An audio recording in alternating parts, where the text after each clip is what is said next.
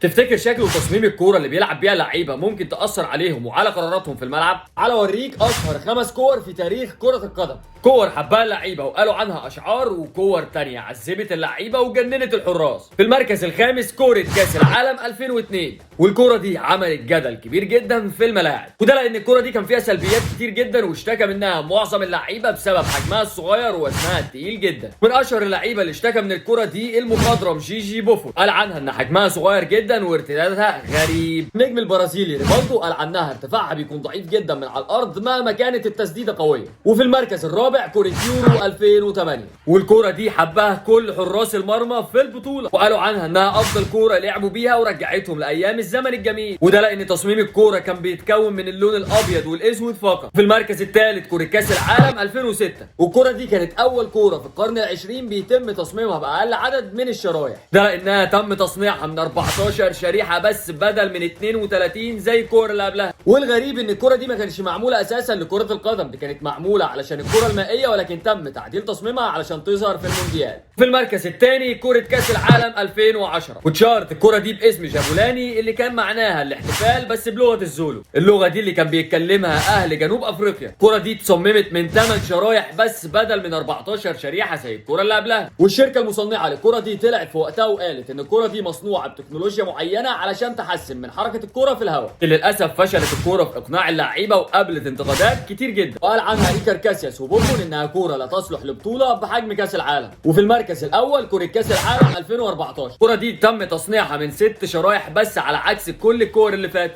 وكان من المفترض ان الكوره دي مصنعه مخصوص عشان تحل مشاكل جابولاني اللي ظهرت في كاس العالم اللي قبله، لكن برضه فشلت في اقناع اللعيبه، وده بسبب انها كانت بتغير اتجاهاتها بشكل غريب جدا. قول لي بقى، كنت تعرف المعلومه دي قبل كده ولا لا؟ ولو لسه اول مره تشوفني فما تنساش تعمل لي الفولو علشان هتشوف معايا اغرب حكايات عن كره القدم.